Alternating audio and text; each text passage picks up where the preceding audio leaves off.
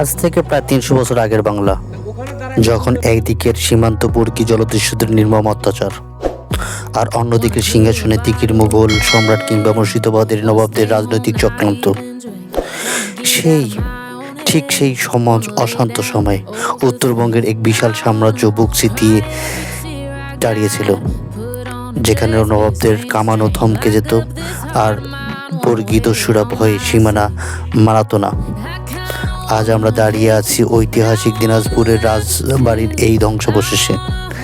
কিন্তু আপনি কি জানেন, এই জরাজীর্ণ দেয়ালগুলোর আড়ালে লুকিয়ে আছে বাংলার ইতিহাসের অন্যতম পরাক্রমশালী বীর মহারাজা রামনাথের এমন কিছু রক্তক্ষয়ী যুদ্ধের গল্প, যা শুনলে আজও গায়ের লোম খাড়া হয়ে যায়। আজ আমরা জানাবো মহারাজা রামনাথের সেই বীরত্ব আর পরাজয় রণকৌশলের অজানা ইতিহাস। তাই পুরো ভিডিওটি স্কিপ না করে সাথেই থাকুন। ১৭২২ খ্রিস্টাব্দ, রাজা সুকুমার রায়ের মৃত্যুর পর দিনাজপুরের সিংহাসনে বসেন এক তরুণ দূরদর্শী দুর্দান্ত সিংহ পুরুষ মহারাজা রামনাথ। তবে সিংহাসনটা তার জন্য কোনো ফুলের বিছানা ছিল না। চারদিকে যখন লোভী প্রতিবেশী জমিদার আর নবাবের আঞ্চলিক সেনাপতি কুদৃষ্টি, ক্ষমতায় বসে রামনাথ বুঝতে পেরেছিলেন, রাজ্য বাঁচাতে হলে শক্তির কোনো বিকল্প নেই। তার প্রথম পরীক্ষা আসে প্রতিবেশীর ইদিলপুরের শক্তিশালী জমিদার ও মালদাহের নবাবী সৈন্য দলের সম্মিলিত আগ্রাসের বিরুদ্ধে। তারা ভেবেছিল নতুন রাজাকে সহজে হারিয়ে দিনাজপুরে দখল করে নেবে, কিন্তু রামনাথের রণকৌশল ছিল সম্পূর্ণ ভিন্ন। তিনি প্রথাগত যুদ্ধের বাইরে গিয়ে অতর্কিত আক্রমণ, গেরিলা কৌশল ব্যবহার করেন। মালদা ও ইদিলপুরের বাহিনীকে তিনি এমনভাবে কোণঠাসা করেন যে শত্রুপক্ষ মাঠ ছেড়ে পালাতে বাধ্য হয়েছিল। এই প্রথম যুদ্ধের পুরো বাংলার বার্তা চলে যায় দিনাজপুরের সিংহাসনে এখন কোনো দুর্বল রাজা বসে নেই। মহারাজা রামনাথের জীবনের সবচেয়ে বড় ও ভয়ঙ্কর যুদ্ধটি হয়েছিল তৎকালীন শক্তিশালী রাজ্য কুচবিহারের রাজার বিরুদ্ধে। কুচবিহারের সেনাপতি ছিল বিশাল, আর তাদের ছিল এই অপরাজেয় হস্তি বাহিনী বা হাতির দল, যা কোনো পদাতিক বাহিনীর পিছিয়ে ফেলার মতো যথেষ্ট ছিল।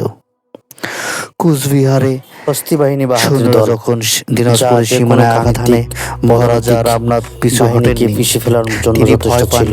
কোচবিহারের সৈন্যরা যখন দিনাজপুরকে সীমানায় আঘাত হানে, নিখুঁতভাবে সাজান, পিছু হটেননি। আরো ইউনিক ভাবে সাজান, যেটা যুদ্ধের ময়দানে যখন কোচবিহারের হাতিগুলো ধেয়ে আসছিল, যুদ্ধের ময়দানে যখন বিরুদ্ধে ভারী কামানগুলো ধেয়ে আসছিল, একসাথে রামনাথ বিশেষ ভারী কামানের বিকট শব্দে আর আগুনের গোলায় সৈন্য সেনাদের হাতিগুলো দিকবিদিক তাল বেতাল হয়ে জ্ঞান হারিয়ে নিজেদের সৈন্যদের পিছিয়ে মারতে শুরু করে। এই মহাযুদ্ধে কুচবিহারের বাহিনীকে সম্পূর্ণ ধ্বংস করে দেন রামনাথ। ইতিহাসের এই বিজয়কে দিনাজপুরের সবচেয়ে গৌরবময় সামরিক বিজয় বলা হয়। এই যুদ্ধ জয়ের পর মহারাজা রামনাথ শুধু কুচবিহারেই অংশ নিয়ে নিজের রাজ্যের অন্তর্ভুক্ত করেননি, বরং শত্রুপক্ষের চূর্ণ করে সেখান থেকে শত শত হাতি ধন সম্পদ দিনাজপুরে নিয়ে আসেন।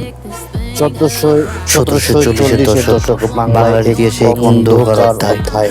ভাস্কর পণ্ডিতের নেতৃত্বে মারাঠা ও বর্গী জলদস্যুর পুরো বাংলায় এমন তাণ্ডব চালাচ্ছিল যে মা মায়েরা বাচ্চাদের ঘুম পাড়াতেও সেই বিখ্যাত ছড়া ছেলে ঘুমালো পাড়া জুড়ালো বর্গী এলো দেশে, বাংলার নবাব বর্গী খান পর্যন্ত এই বর্গীদের থামাতে হিমশিম খাচ্ছিলেন। পুরো ইতিহাসে এক আশ্চর্য সত্য কি জানেন?